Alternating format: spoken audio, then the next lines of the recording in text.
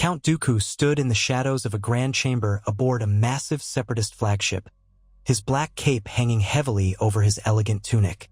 The hum of distant machinery formed a constant backdrop, a mechanical chorus that underscored the tension in the air. He was older now, white hair neatly swept back, distinguished beard revealing faint hints of gray upon gray, though he had always worn age with a regal manner. He held himself with disciplined poise, but behind his eyes there was a storm of conflict few had ever seen. Dooku had once been a Jedi, a man of principle, a disciple of Master Yoda. He had left the Order disillusioned with the Republic's corruption, seeking a path where noble ideals could truly flourish. Yet in stepping onto that path, he had become something he swore he would not, a servant of evil. As the chosen apprentice of Darth Sidious, Dooku had executed schemes that stained his once noble hands. But now something had changed. He felt the Force swirl around him, thick with portent. The time had come. Darth Sidious, cloaked in dark robes woven with cunning layers, waited with meticulous patience near the far side of the chamber. The galaxy knew him only as Chancellor Palpatine or the calm puppet master of the war, but here, in private, he wore the face of the Dark Lord of the Sith. He moved with careful confidence, hands clasped before him, posture slightly stooped as if weighed down by the burden of countless manipulations. A darkness coiled around him, and his presence in the Force was almost suffocating for anyone who stood too close. Yet Dooku endured, and in enduring, he found a clarity that had eluded him for too long. He was tired of serving a master whose ultimate goal he had begun to doubt. The war that raged across the galaxy was not truly about idealism. It was about power. Now, Count Dooku realized, in one of those rare moments of moral reawakening, that his ambitions had become entangled in a destiny he did not want for himself. Sidious sensed a shift in the air. A whisper in the Force alerted him to Dooku's rising determination. He approached slowly, each step echoing across the polished floor. Dooku could hear the mechanical hiss of the Sith Lord's breathing, slight but audible in the absolute silence. Though Palpatine was older, his voice betrayed no weakness. "My friend," he intoned, the words dripping with serpentine smoothness. "You have requested this audience most urgently. The war proceeds apace, and my time is valuable, as you know. What is it that weighs upon you tonight, Lord Tyrannus?" That final word, the Sith name he had bestowed upon Dooku, carried with it the taste of servitude, a reminder of the bond they shared. Dooku inhaled slowly. He measured his words, conscious that any sign of hesitation might prove lethal. "My lord," he began, "I have served you faithfully. I believed in your grand design for the galaxy." The Jedi Order had grown stagnant, the Senate riddled with corruption, and our approach to change seemed the only way. He paused, glancing toward the star-studded viewport. "But I sense there is more to your plan than simply toppling the Republic to rebuild it. I sense an unrelenting hunger for control. We have fanned the flames of war, caused the deaths of countless innocents. Now, I stand at a crossroads." For a moment, Sidious did not reply. He merely stood, the cowl of his robe concealing his face, though his eyes glinted malevolently in the half-light. "You stand at a crossroads, do you?" His tone sounded almost amused. "Then choose carefully, Dooku. The Force does not always grant second chances." A bead of sweat slipped down Dooku's temple. He clenched his jaw and forced himself to remain outwardly calm. "I cannot continue down this path of destruction. I have realized that if the galaxy is to be truly free of corruption, it must also be free of your influence. The time has come for a new beginning, and that beginning cannot be forged by your hand, my master." The seconds stretched into an eternity as silence spread between them. Sidious's lips, pale and cracked, twitched into a grin. "You have grown bold, Lord Tyrannus. Did you really believe I would not sense this treachery stirring in your mind?" He raised a hand, and a spark of blue fire began to dance between his fingertips, an omen of deadly Sith lightning. "I have foreseen many things, my apprentice. You would do well to reconsider." The Force roiled around them, heavy with danger. Dooku's heart thundered in his chest, but his voice did not tremble. He had spent years steeped in the dark side, yet somewhere within him, the memory of a Jedi Master's resolve still lived. "I do not fear you," he said, each word slow and deliberate. In truth, fear lurked in the recesses of his mind. But he remembered his training, the discipline hammered into him over decades of his life. Sidious let out a low laugh, then thrust his hand forward. Lightning crackled through the air, brilliant and violent, illuminating the chamber for a heartbeat. Dooku's lightsaber flared to life in a scarlet beam as he swiftly brought it up in a defensive arc. The Force guided him, allowing him to catch and deflect the deadly energy. Sparks danced around him, scorching the floor in tiny bursts. The tension snapped like a drawn wire as Dooku launched himself forward, swirling his saber in a carefully orchestrated pattern he had mastered years ago. The Dark Lord's response was immediate. Sidious ignited a crimson blade of his own. With surgical precision, he parried Dooku's strikes, redirecting the Count's formidable skills with fluid ease. Despite his frail appearance, Sidious was a master swordsman, one who often relied on cunning and the Force to overwhelm opponents. But Dooku was no ordinary opponent. He was once considered among the greatest duelists in the Jedi Order, and the training he had received under Master Yoda shone through every motion. Back and forth they went, the corridor around them a blur of flashing red light. The hiss and crackle of plasma against plasma reverberated in the sealed chamber. Shadows danced across the walls in a macabre display, weaving a tapestry of power and betrayal. Sidious struck with speed and cunning, mixing feints with genuine lunges, his face locked in a twisted mask of malice. Dooku countered with measured thrusts and well-timed counters, the refined technique that had once earned him the respect of Jedi and Sith alike. A particularly furious exchange ended in a bright clash of blades. The two men locked sabers, the red beams sizzling against one another, casting an eerie glow on their faces. For a moment, they stared into each other's eyes, teacher and apprentice, reflection and shadow.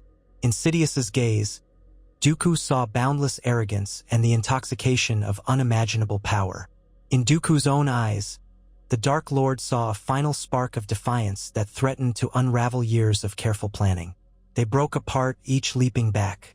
The Force reverberated in the confined space, and Dooku felt a sudden surge of malevolence radiate from his master. Before he could fully react, Sidious unleashed a wave of telekinetic force that threw Dooku across the chamber. His back slammed into a sculpted column, smashing it into fragments that tumbled onto the polished floor. Pain lanced through Dooku's spine. Gritting his teeth, he pushed aside the discomfort, channeling the Force to steady himself. Sidious lunged again, the tip of his crimson blade aimed at Dooku's throat. Dooku rolled to the side at the last instant, feeling the heat of the lightsaber slice the air. He retaliated with a swift slash to Sidious's midsection, but the Dark Lord twisted away with serpentine agility. Their sabers met again in a breathless staccato of strikes, each blow resonating with lethal intent. The Count bided his time, waiting for the perfect moment. The future he wanted demanded precision. Sidious was the epitome of cunning, a manipulator who had orchestrated entire galactic conflicts with a twist of words and a flick of his dark powers. Yet Dooku had watched his master for years. He had studied the intricacies of Sidious's strategy in the Force, discovered subtle moments of overconfidence. Dooku took advantage now. He feigned a falter, letting his master believe he was off balance. Sidious, hungry for the kill, advanced with a triumphant sneer. That was when Dooku struck. Summoning the Force with the disciplined clarity that had once come so naturally, he poured every ounce of himself into a perfectly timed riposte. Sidious's blade slid to the side, and Dooku's saber found its mark. A searing flash and the stench of scorched fabric filled the chamber as Dooku's red blade pierced Darth Sidious through the chest. The Dark Lord's yellow eyes went wide with shock, and a choked gasp escaped his lips. He tried to speak, to release one final burst of lightning, but his body betrayed him. The unstoppable darkness that had loomed over the galaxy sputtered in that moment, undone by the one man who had played the loyal puppet for so long. Sidious's lightsaber clattered to the floor, its crimson blade vanishing into the handle. Dooku let his own saber power down, stepping back to watch as his master collapsed, robes sprawling around him like black ink. For an instant, the old man's face flickered with the semblance of the kindly Chancellor Palpatine. But then it twisted back into a rictus of hate, and he died with that final expression etched into his features. The room fell silent. The mechanical hum of the ship returned to Dooku's awareness. He stood there, breathing heavily, his eyes locked on the body before him. Darth Sidious, the phantom menace who had cast his shadow over the galaxy, lay dead at Dooku's feet. It was a moment of surreal calm. Dooku was not sure how he felt. Relief, sorrow, triumph, even regret. All these emotions churned within him, leaving him strangely numb. He had done the unthinkable. He had slain his master, the Dark Lord of the Sith. In that moment of quiet, Dooku turned his gaze outward, through the viewing window that revealed the vastness of space. Conflicted thoughts swarmed his mind. Though Sidious was dead, the war he had orchestrated still raged throughout the galaxy. The Separatists had followed Dooku out of loyalty or fear, never knowing that behind their cause was a puppet master pulling both sides of the conflict. The Republic was still compromised, its leadership and military entangled in a conflagration engineered by Sidious's manipulations. The Jedi were spread thin, fighting on countless worlds, trying to preserve peace in a galaxy on the brink of annihilation. Dooku closed his eyes and centered himself, using the Force to calm the trembling in his heart. His future and the galaxy's future depended on how he chose to handle this victory. He bent down, removing Sidious's lightsaber from the still form. The Dark Lord would have no more use for it. Gently, as though handling a dangerous relic, Dooku placed the curved hilt on a nearby console. He could feel the weapon's darkness resonating in the Force, an echo of all the evil Sidious had done. Now, Count Dooku was alone, with an entire war left to either perpetuate or resolve. He had not planned his next steps in detail, beyond the singular necessity of eliminating Darth Sidious. For so long, every move he made had been overshadowed by the Dark Lord's presence. Now, for the first time, Dooku was free, and that freedom terrified him as much as it liberated him. For a brief moment, he allowed himself to remember Master Yoda, the small green being who had once instructed him in the ways of the Force on the planet Coruscant, the beating heart of the Republic. Yoda had taught him about the dangers of arrogance, the power of humility, the need for compassion. "We are keepers of the peace, not soldiers," Yoda would often say. Dooku had dismissed those words when he had grown frustrated with the Council's bureaucracy and the Senate's hypocrisy. But perhaps, in the grand tapestry of time, Yoda's teachings still clung to Dooku's soul. Summoning the droids stationed outside, Dooku ordered them to remove Sidious's body. The super battle droids obeyed without question, mechanical limbs clanking as they carried the corpse away. There would be no funeral, no monument.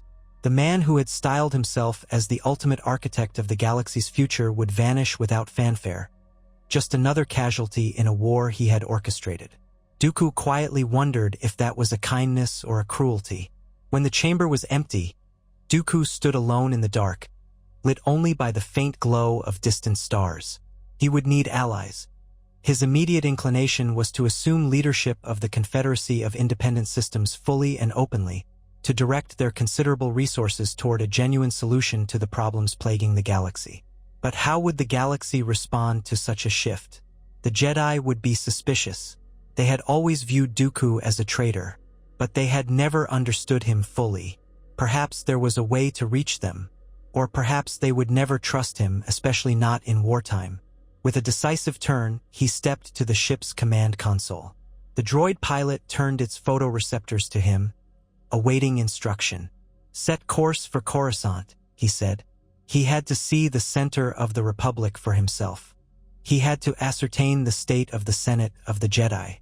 The capital was still embroiled in conflict, no doubt, but with Sidious gone, the puppet strings might have begun to loosen. If the Separatists attacked now, the war would escalate. If Dooku approached diplomatically, perhaps there was still a path, however slim, to peace. And so began the flight through hyperspace. Within the navigation deck's quiet hum, Dooku wrestled with the swirl of his thoughts. Memories floated up unbidden. His training under Yoda, the frustrated arguments with the Jedi Council, his departure from the Order, his alliance with Sidious, and the atrocities committed in the name of a grand design that turned out to be little more than an exercise in tyranny. Yet in those memories he found no solace. The present weighed on him like a physical force. The galaxy was in flames, both sides exhausted, countless lives lost. And now the orchestrator of it all lay dead by Dooku's hand. He spent the journey in contemplative isolation, sitting in a quiet chamber behind the bridge. The swirling blue tones of hyperspace reflected through the viewports, painting his features in shifting patterns of light. He reached out with the Force, attempting to gauge the galaxy's mood. The currents were turbulent, as always, but there was a subtle shift. The dark energy that had permeated every corner of the galaxy felt diminished. Yet the residue of violence was still thick, like a storm that did not simply vanish even if the storm's origin had been uprooted. Fear still spread through countless systems. Hatred was not easily forgotten. He could almost taste the bitterness emanating from far-off battlefields. When the ship finally emerged from hyperspace, the familiar sight of Coruscant filled the viewport. An endless cityscape spread across the planet's surface, glittering with neon lines of traffic and towering spires that extended far beyond the ancient foundation. Even from orbit, it was a monument to civilization, a testament to the collaboration of countless species over millennia. Yet the open wounds of the Clone Wars were evident. Certain sectors were in darkness, signs of power outages or localized destruction. Traffic lanes were sparser than usual, as though fear kept many vessels grounded. Dooku instructed the droid pilot to request a landing clearance. The pilot complied in its mechanical monotone, contacting the Coruscant control towers. Silence ensued for a few tense moments, and Dooku realized that the presence of a massive separatist flagship in orbit was hardly a welcome sight. A clipped, human-sounding voice finally responded. "Unidentified Confederate vessel, you are entering restricted airspace. State your purpose or prepare to be fired upon." Dooku stepped forward and inclined his head toward the comm device. "This is Count Dooku, leader of the Confederacy of Independent Systems. I request permission to land. I come with peaceful intent." An abrupt hush followed. Doubtlessly, the control personnel were caught off guard. Dooku braced himself for a refusal or the possibility of an immediate attack. He was, after all, the face of the separatist cause, second only to the ephemeral Darth Sidious no one even knew existed. The voice returned, now with an unsteady edge. "Count Dooku, stand by." Minutes crawled by. An entire network of military and political leadership scrambled behind the scenes, uncertain how to handle this turn of events. Then a new voice emerged over the comm, calmer but tinged with evident tension. "Count Dooku, this is Admiral Wolf Yularen of the Republic Navy. The Senate has been alerted to your request. I am instructed to allow a single shuttle clearance to land on a designated platform. You will be received by a Republic security detail. Any sign of aggression, and your craft will be shot down." Dooku let out a quiet breath. This was as close to a peaceful invitation as he could hope for. "Understood, Admiral," he replied. "I will come unarmed, in a single shuttle." He ended the transmission and ordered a small, unassuming craft prepared for launch. He would go alone. Bringing droids or armed guards would send the wrong signal. He boarded the shuttle and detached from the flagship, leaving behind the imposing silhouette of the separatist warship. The craft descended through Coruscant's atmosphere, the city planet's bustling activity gradually coming into sharper view. High-rise towers jutted into the sky.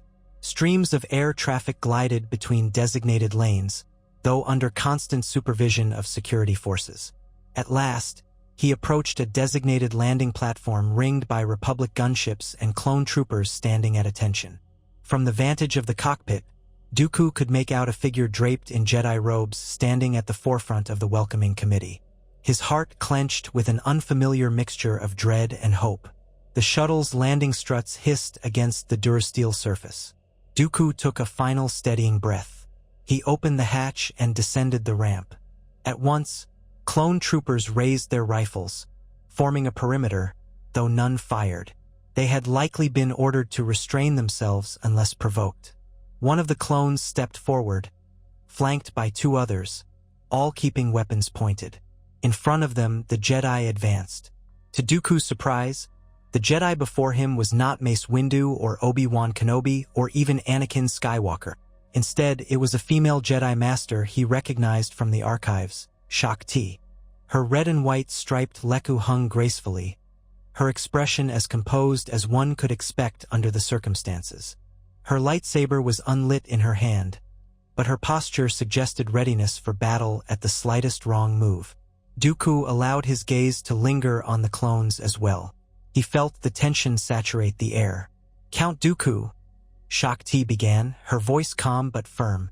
"You have requested an audience.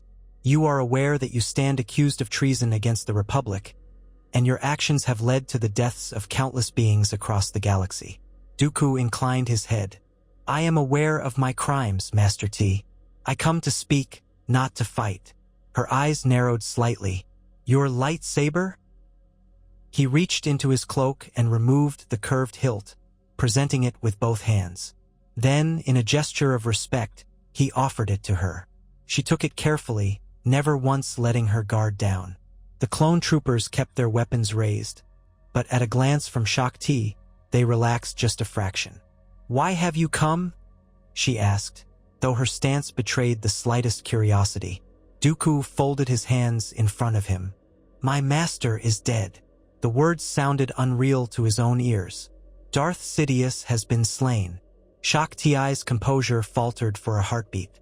Her eyes widened imperceptibly, and she exchanged a glance with the nearest clone officer. For years, the Jedi had been aware of a Sith Lord orchestrating events from the shadows, but they had never pinned down his identity or his location. Now, Dooku's statement shattered that mystery. Still, disbelief hung in the air. She looked to him again. "A grave claim, Count. And how did this come to pass?" "I killed him," Dooku admitted, letting the finality of that statement stand on its own. "I was his apprentice, deceived into thinking we would remake the galaxy, free it from corruption. But he was the source of the corruption. I had to end him." Silence weighed on them. Finally, Shaak-Ti gestured to the clones. "Lower your weapons. He has given up his saber, and we must inform the Council immediately of this development." The troopers obeyed, though their eyes never left Dooku. Shaak-Ti stepped closer to the Count, her voice low. "If what you say is true, many things have changed. The Council will want answers, and so will the Senate." Dooku nodded. "I am prepared to speak. I wish to end this war, if it is at all possible." He could sense her caution, but also the faintest spark of hope. Her next words were a measured command. "Come with me, then. The clones will escort us to the temple. The Chancellor is unavailable." She did not elaborate, but Dooku guessed that Palpatine's abrupt absence was likely stirring a crisis in the Senate. They would soon discover who he had truly been, although perhaps not all the details.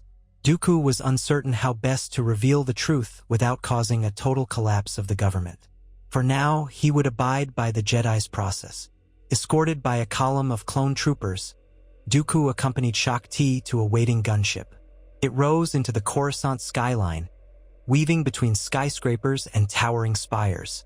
The temple came into view, its 5 spires piercing the clouds like ancient swords. Dooku felt a pang of nostalgia. He had not set foot in that temple since leaving the Order, and the notion of returning under these circumstances felt both strange and somehow fitting. They landed on one of the smaller platforms, usually reserved for high-priority arrivals. Dozens of Jedi Knights and temple guards were present, forming a solemn reception line. Dooku sensed their tension immediately. He was, after all, a fallen Jedi, a Sith Lord, a traitor in their eyes. Yet he also felt their curiosity, their perplexity at his coming, unarmed and speaking of peace. Whispers rippled through the ranks as Dooku stepped onto the platform. A hushed, "Is that really him?" Or, "Could he be telling the truth about Sidious?" reached his ears. He pretended not to notice, keeping his expression neutral and his head high. Shakti gestured for him to follow, and he complied without argument. They entered the grand corridors of the temple, each step echoing in quiet halls once so familiar to him. The architecture, with its tall columns and tranquil lighting, brought to mind memories of a simpler time. But the faces of war overshadowed those memories. The temple was no longer just a place of quiet learning. It was now a fortress in a galaxy at war. Clones stood guard at key points, and Jedi moved with a sense of urgency. The entire place hummed with heightened tension. Word of Dooku's arrival preceded him, and by the time they reached the council chamber, the doors slid open to reveal a partial gathering of Jedi Masters. Not all members were present. The war pulled them to various star systems. However, several prominent figures sat in a circular arrangement, including Mace Windu and Ki-Adi-Mundi. Dooku noted Obi-Wan Kenobi seated as well, though Master Yoda was conspicuously absent, possibly on the front lines or perhaps engaged in a different crisis. The moment Dooku stepped inside, he felt every eye upon him, the force swirling with tension. Mace Windu's voice cut through the strained silence. "Count Dooku, this is unexpected. Master T has informed us of your claim, that Darth Sidious is dead by your hand." There was an underlying thread of skepticism in his tone, though not outright dismissal. Windu had always been known for his strict moral code and unwavering sense of caution. Dooku inclined his head respectfully. He could feel Obi-Wan's gaze drilling into him, searching for deception. "Masters," Dooku said, his voice echoing slightly in the lofty chamber. "Yes, it is true. Sidious is gone. The war, however, continues. I have come to negotiate an end, if that is at all possible." Ki-Adi-Mundi folded his long fingers together. "How did you find him? We searched for him everywhere. The Chancellor remains missing, and you waltz in here claiming to have ended him." Dooku exhaled slowly, choosing his words carefully. "Darth Sidious was none other than Chancellor Palpatine himself," he said, letting the revelation settle. The room erupted in shocked murmurs, and even the Jedi Masters who attempted to maintain composure allowed their surprise to show. "That cannot be," Windu muttered, though there was a trace of realization in his eyes. "He was often in our presence, hidden in plain sight." Obi-Wan spoke up, his voice tight with disbelief. "Are you certain?" Dooku nodded. "Yes, I served him. I saw firsthand how he manipulated the Senate, the Republic, and even the Jedi. When I discovered the full scope of his intentions, I took matters into my own hands. He is no more." The council members exchanged glances. The implications were staggering. If Palpatine was Sidious, then the entire structure of the Republic's leadership was compromised at the highest level. All the wartime decisions, the sudden expansions of executive power, everything pointed to a carefully orchestrated plan to dismantle the Republic from within. Shock waves of realization passed through the room. Mace Windu took a moment to consider. "If what you say is true, we must verify it. We have to find evidence, confirm his identity, and reveal it to the Senate. There will be chaos, but perhaps we can salvage what remains of the Republic." Dooku gestured with open hands, showing he had nothing to hide. "I will aid you in any way I can. I have resources, data, and witnesses within the Confederacy who can attest to his manipulations. I only ask that you give me a chance to speak with the Senate and propose a ceasefire." The silence that followed felt like it stretched for a lifetime. The Jedi Masters weighed the risks of trusting him against the potential benefit of ending the war. Mace Windu seemed especially torn, his expression etched with distrust. Obi-Wan Kenobi studied Dooku, perhaps recalling the time on Geonosis when the Count had nearly taken his life and Anakin's. The ghosts of war loomed large. Eventually, Ki-Adi-Mundi inclined his head. "The galaxy is weary of conflict. If there is a chance to stop it, we must explore it." Shakti, standing slightly behind Dooku, spoke gently. "I sense a change in him. It may be risky, but the alternative is to continue fighting a war engineered by a Sith who is, apparently, already dead." Mace Windu let out a long breath. "We have little choice," he said, though his eyes remained hard as Durasteel. "But understand this, Dooku. We are placing you under guard. We will bring you before the Senate, and you will speak your truth. If you attempt any deception or treachery, you will be dealt with swiftly." Dooku accepted the ultimatum with a measured nod. "I understand. I only ask for the chance to rectify what I have set in motion." The session ended soon after, with the Jedi instructing Dooku to remain in the temple under guard while they attempted to corroborate his story. The days that followed were filled with tense negotiations. Republic officials demanded proof. Dooku, albeit under constant surveillance by Jedi Knights, provided data from the Separatist archives, communication logs between himself and Sidious, intelligence on Palpatine's instructions regarding the war's orchestration, strategic battle plans that had come directly from the Chancellor's office. As the evidence piled up, even the most skeptical members of the Senate could not ignore the staggering truth. The beloved Chancellor was, or had been, the Sith Lord behind the Clone Wars. Public outrage erupted. Protests rocked Coruscant as citizens discovered they had been pawns in a grand scheme. Clones found their loyalties challenged. Some struggled to accept that the man they believed was their commander-in-chief had orchestrated everything. Yet the clones were bred for loyalty to the Republic as an institution, not to one individual. Leadership among the clone ranks conferred with the Jedi High Council, and ultimately the clone army elected to stand down as the Senate deliberated how to move forward. Meanwhile, the Separatist Council, scattered across various star systems, received transmissions from Dooku. Initially, they suspected a Republic trick, but Dooku's personal codes and direct communication methods carried enough weight to sow the seeds of a potential ceasefire. The dismantling of Sidious's secret instructions to both sides shattered the illusions that had kept the war raging. Men like Newt Gunray and Wat Tambor, driven by greed and fear, found themselves in a precarious position, negotiating from a standpoint of mutual betrayal. They realized that without Sidious, their elaborate war machine was teetering. The possibility of a genuine peace emerged, driven by self-preservation as much as any moral awakening. In the midst of this chaotic political environment, Jedi Master Yoda returned to Coruscant.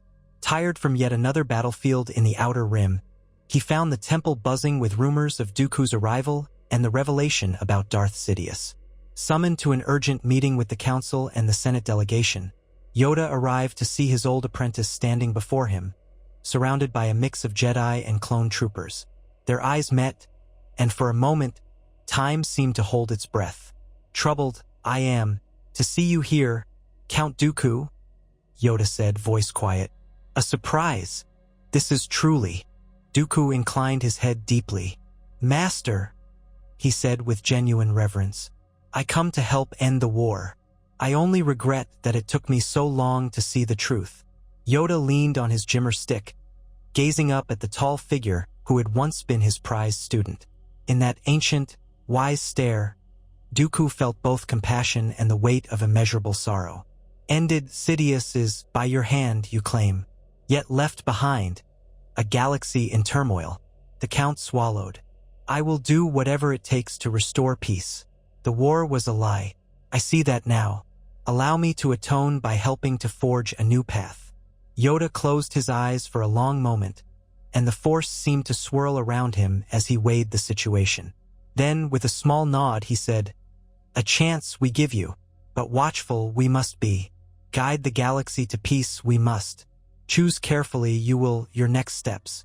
And so it was that Dooku found himself at the heart of a delicate process to dismantle the war he had helped create. Alongside Jedi negotiators and prominent senators, including Bail Organa and Padme Amidala, he participated in tense talks with the Separatist leadership. In secret, they hammered out terms for a ceasefire, at first met with skepticism from all sides. Yet, with Sidious's manipulations exposed, and with proof that Palpatine had orchestrated both the Grand Army of the Republic and the Droid Army for his own ends, the delegates found a fragile common ground. No one wanted to continue fighting a war that had no true legitimacy. Throughout these negotiations, Dooku walked a razor's edge. Many refused to trust him, and some believed he might be seeking to seize power for himself now that Sidious was gone. Yet every day that passed without new attacks or sabotage chipped away at the fear. Dooku insisted on the dissolution of the Confederacy's superweapon projects, including any future attempts at building ultimate weapons like the rumored sphere of destruction he had once heard discussed in hushed tones. He revealed secret factory locations, provided deactivation codes for entire legions of battle droids. He had come to realize that the only hope for the galaxy lay in dismantling the engines of war. As these developments unfolded, the Jedi were forced to confront their own role in the war. They had led troops, participated in military campaigns, and at times compromised their own ideals.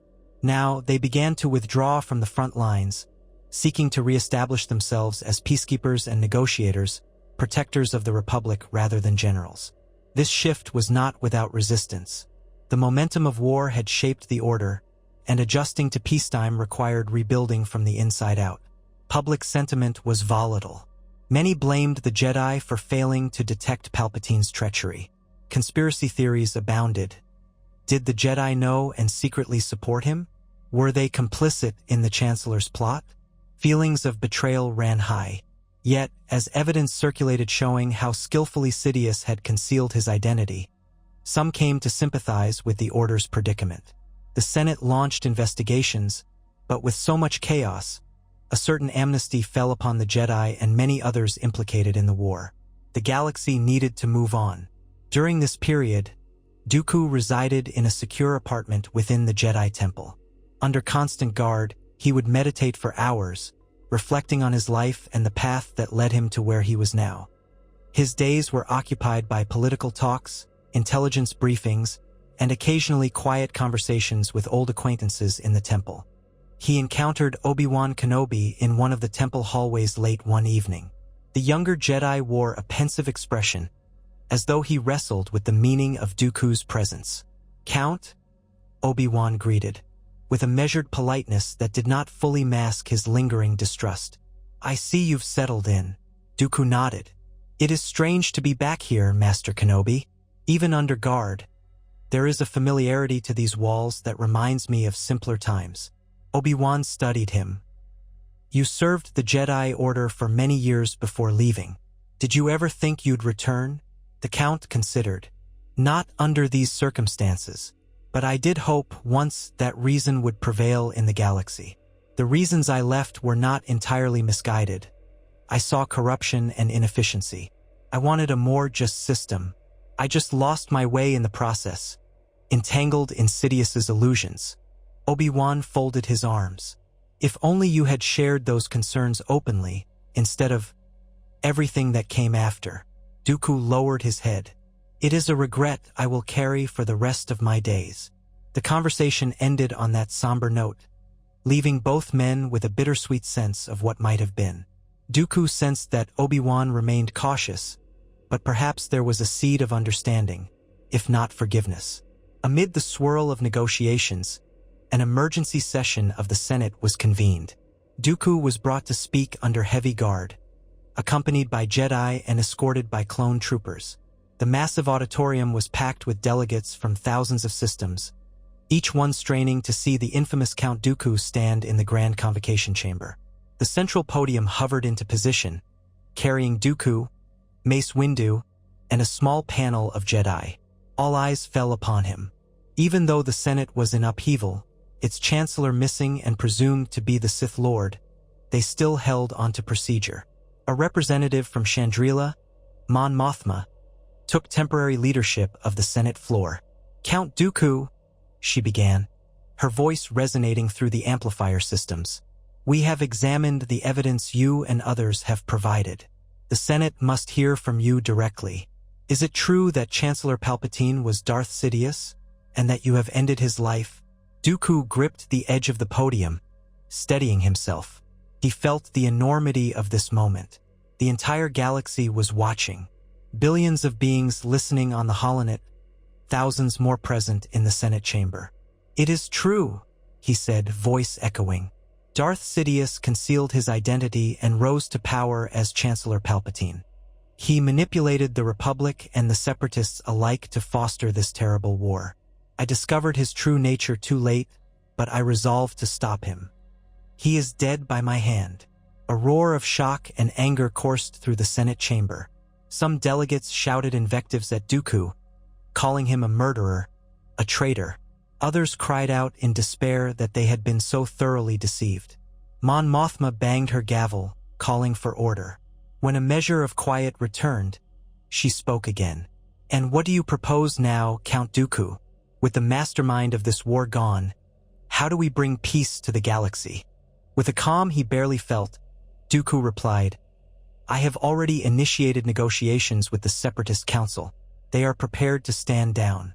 We seek a political resolution, one that addresses the core grievances that led systems to secede in the first place. There is no need for further bloodshed." Anakin Skywalker and Obi-Wan Kenobi watched from a high balcony, side by side. Anakin, arms crossed, stared down with a mix of confusion and barely contained anger. He remembered too well the battles he and Obi-Wan had fought against Dooku, the losses, the tragedies. That this same man now stood before the Senate offering peace felt like a grand cosmic joke. Yet if it ended the war, did they have a choice but to consider it? The session lasted hours, with countless speeches and debates. Senators demanded justice for the countless atrocities committed under the Separatist banner. Dooku offered no defense beyond the truth.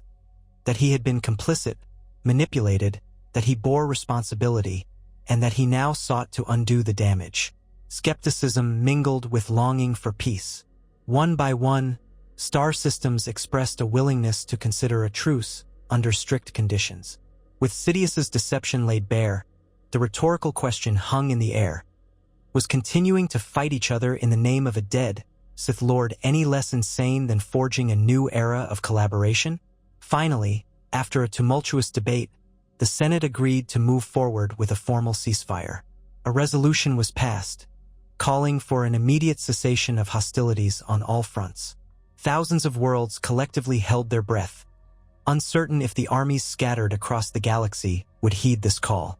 But word spread quickly through military channels, and the endless battles began to subside. Overnight, many theaters of war went silent. The greatest conflict in recent history stalled, held in abeyance by a precarious hope. Into the sudden lull stepped the Jedi Order, working overtime to coordinate peacekeeping forces to maintain stability. As the Republic Navy and the Separatist Navy reoriented themselves, trying to avoid collisions or misunderstandings, countless local conflicts still simmered. Pirates, criminal syndicates, and war profiteers sought to exploit the confusion. Jedi Knights found themselves spree. Meanwhile, Dooku found himself navigating a surreal new role, the reluctant architect of peace. Countless systems, having once revered him as the figurehead of the separatist movement, now looked to him for guidance. Others reviled him as a war criminal. He submitted himself to inquiries by the newly formed War Crimes Tribunal, insisted that he would face the consequences of his actions. Yet members of the tribunal, pressed by senators who saw the bigger picture, recognized that jailing or executing Dooku might destabilize the fragile truce. Thus, a political debate raged over how to handle this singular man who had upended the galaxy and then tried to save it from the very evil he had helped unleash. During one of his many hearings, Dooku stood in a modest courtroom in the Senate district, flanked by Jedi Temple guards. Rows of spectators filled the gallery. Politicians, civilians, even families of war victims. A stern panel of judges presided over the proceedings. Holocameras broadcast the event, ensuring that citizens throughout the galaxy could watch. A prosecutor laid out the charges: treason, conspiracy, murder, incitement of war, terrorism, and on and on. The laundry list of crimes spanned entire star systems. The Count stood stoically, not denying his role but providing context for each action, often relating it back to Sidious's manipulation. To the surprise of many, numerous former separatist worlds sent representatives to speak in Dooku's defense, or at least to argue for leniency. They acknowledged his betrayal but pointed out that it was Dooku's moral awakening that had killed Sidious, sparing the galaxy from total domination. Padme Amidala, speaking before the tribunal, offered a carefully balanced perspective. She condemned the war but recognized the significance of Dooku's final act.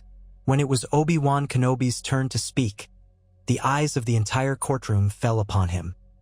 He stepped forward with a quiet dignity, wearing his Jedi robes, lightsaber conspicuously absent from his belt to show respect for the judicial process. He had faced Dooku personally on Geonosis, fought him again aboard the Invisible Hand in the war's darkest hours. Yet now he was here to provide testimony that might influence the tribunal's ruling on Dooku's fate. "In battle, I saw the worst of Count Dooku," Obi-Wan said, his clear voice resonating in the chamber. "He was relentless, formidable, and showed little mercy. But I've also witnessed his capacity to question his path. In the final days, he came to the Jedi Temple not as a conqueror, but as a man who recognized the lie he had served. He offered us critical evidence that exposed Darth Sidious's treachery. Without that, the war would likely continue. If the tribunal deems him deserving of punishment, so be it. But I ask you to weigh his role in ending Sidious's tyranny against his culpability. He has done more than most to rectify what he helped to create." Obi-Wan's words carried weight. He was a war hero in the eyes of many, revered by clones and respected by the civilian population. His testimony planted a seed of consideration in the minds of the judges and the audience alike. That a Jedi Master known for his integrity could find a shred of redemption in Count Dooku influenced how they viewed the old aristocrat. Finally, after weeks of deliberation and countless arguments, the tribunal delivered its verdict. The head judge, a gray-skinned Gran, read the decision in a tense silence. "Count Dooku, this court finds you guilty of numerous crimes against the Republic and its citizens. However, in light of the evidence that you were acting under the influence and manipulation of Darth Sidious, and in recognition of your direct role in eliminating him and facilitating the ceasefire, this tribunal has decided to grant clemency on certain charges. You will be remanded to the custody of the Jedi Order for a term of service dedicated to the restoration of the galaxy. The specifics of your role and limitations of your freedom will be determined by the new Supreme Chancellor in consultation with the Jedi Council. Should you violate these conditions, or if new evidence arises of further atrocities, you will be subject to immediate imprisonment."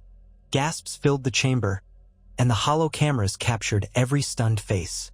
Some believed Dooku had been let off too easily. Others argued it was a fair compromise in light of the catastrophic damage inflicted by the war. Dooku stood there, absorbing the words. Perhaps it was more mercy than he deserved, yet it was a chance to atone, to rebuild. He offered a slight bow to the tribunal, acknowledging the gravity of their decision. In the months that followed, the galaxy took its first halting steps toward peace. The new Supreme Chancellor, Bail Organa, worked tirelessly alongside senators like Padme Amidala, Mon Mothma, and others who valued reconciliation over revenge. Systems that had seceded reevaluated their membership in what was left of the Republic, or perhaps in a new coalition designed to prevent future tyrants from seizing power. The clone army underwent a transformation, shifting from an offensive war machine to a defensive peacekeeping force. Meanwhile, the Jedi Order tried to revert to its roots, focusing on mediation and the restoration of stability across thousands of worlds ravaged by conflict. Count Dooku, for his part, became a peculiar figure in this new era. Technically under a form of house arrest within the Jedi Temple, he still wore a tracking device and was accompanied by temple guards whenever he left the premises. Yet in official functions, he was often present, providing insight into the fractured state of the separatist worlds, advising on how to dismantle the trade cartels that had fueled the conflict.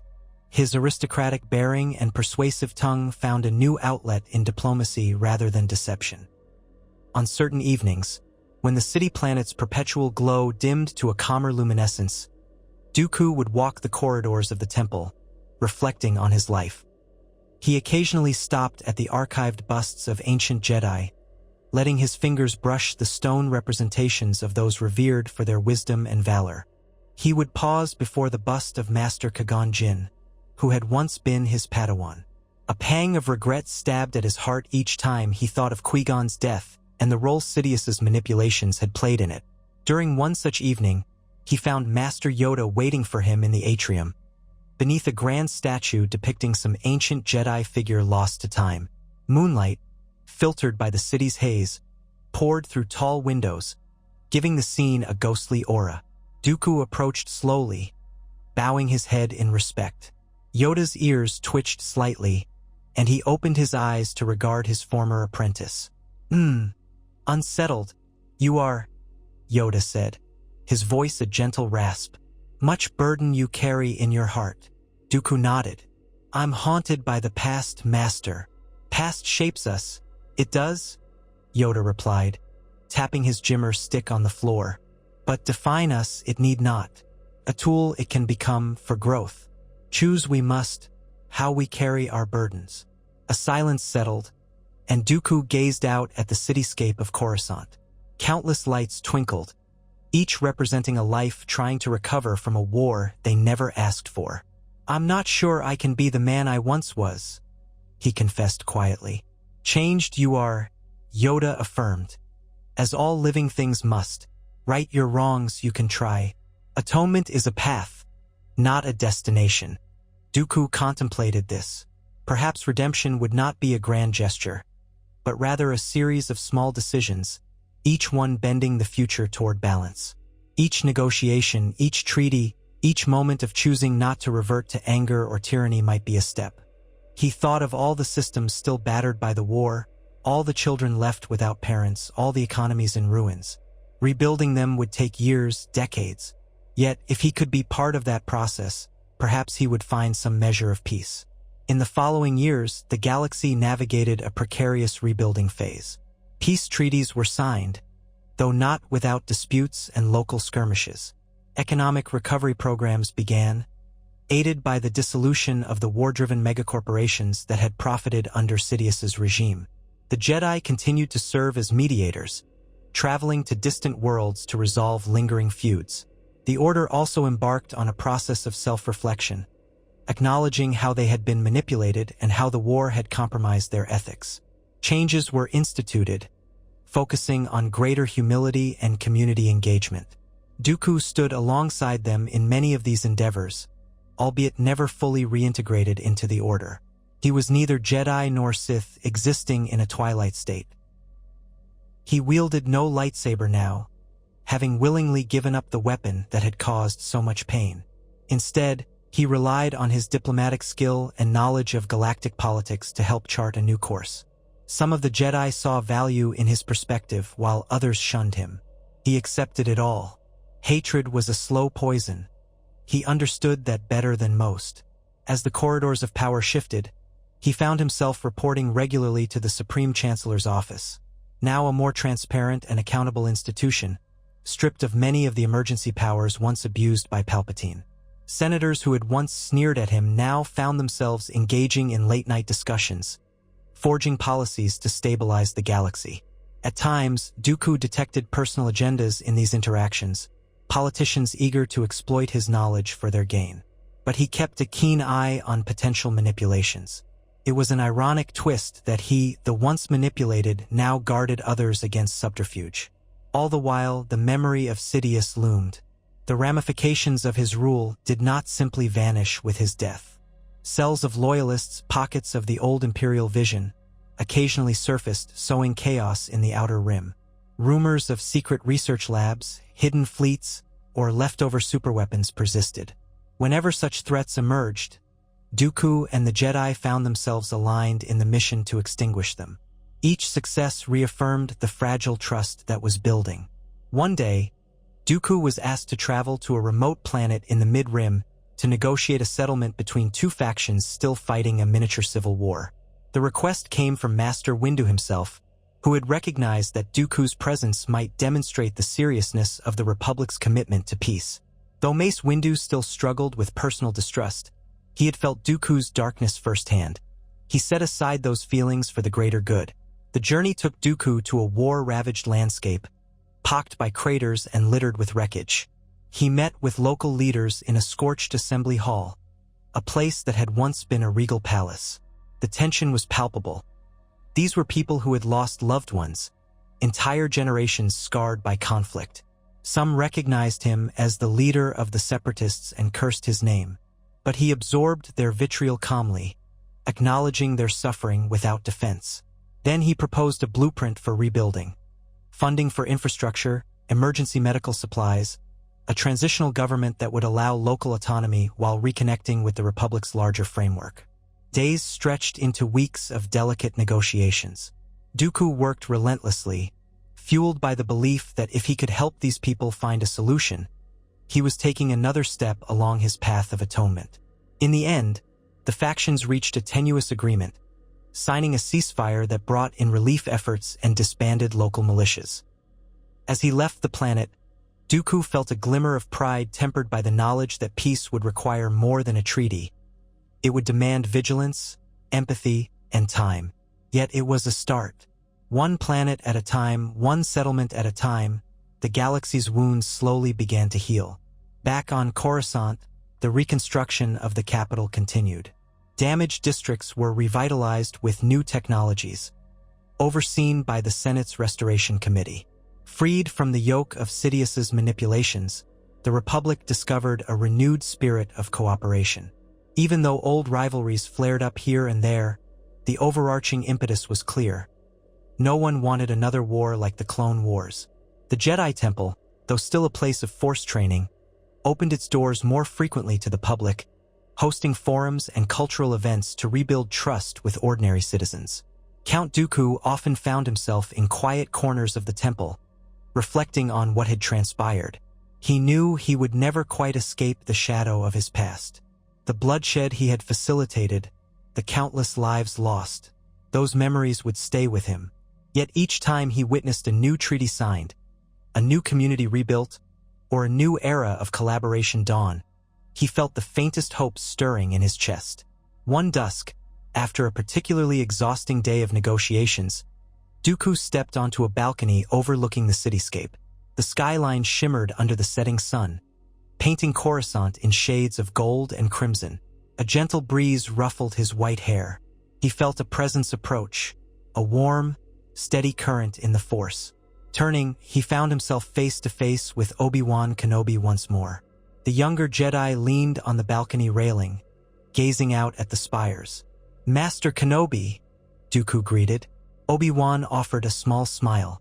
"It's a beautiful view, isn't it? Even after all the destruction, Coruscant still stands." Dooku nodded. "Remarkable how life endures." They stood in companionable silence for a few moments. Finally, Obi-Wan spoke. "I've been watching your efforts.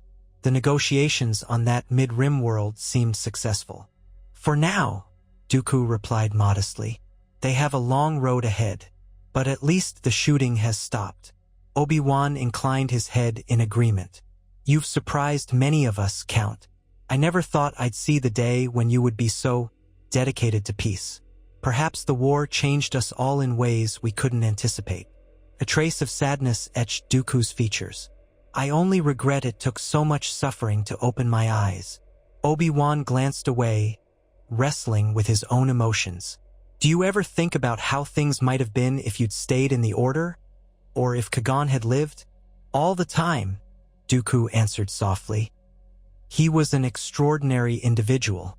Perhaps if he had lived, he would have seen through Sidious's plot long before I ever did." They both grew quiet again, the swirl of the Force carrying an undercurrent of shared grief and acceptance. Sunset bathed the balcony in deep red light, and the neon glow of the city began to flicker on below. It was a panorama of life and renewal, a city that refused to succumb to the darkness that had nearly swallowed it. Obi-Wan turned to go, then paused, looking back at Dooku. "You know, Count, I've seen many unlikely alliances in this galaxy, but yours might be the most unexpected. Part of me still struggles to reconcile your past actions with who you're trying to be now. But if there's one thing the Jedi should understand, it's that the Force can guide people to change." Dooku offered a faint, earnest smile. "Thank you, Master Kenobi. I will strive to prove worthy of whatever cautious faith you place in me."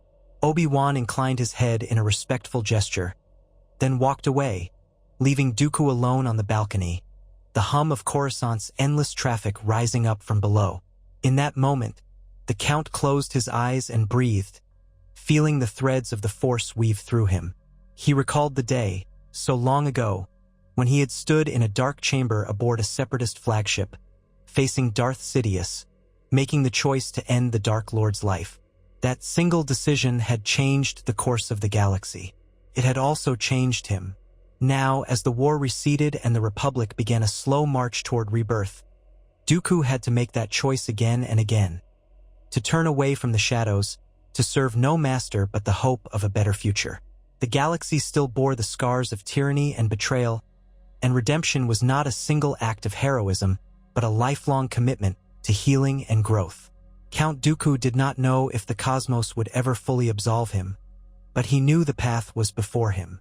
He would walk it, one step at a time, carrying the memory of his fallen master and the promise of a new dawn for the Republic. As darkness finally fell across Coruscant, its countless lights sparkling in the sky, Dooku remained on the balcony. Let the rest of the galaxy see him standing there, an aging figure cloaked in midnight, face turned toward the horizon of tomorrow. Let them remember that even a man who once fell so far could, in the end, strike down evil and help usher in a chance at peace. For better or worse, that was the legacy he chose to forge from the ruins of his mistakes. And in the vast, ever-unfolding tapestry of the Force, perhaps that alone was worth everything.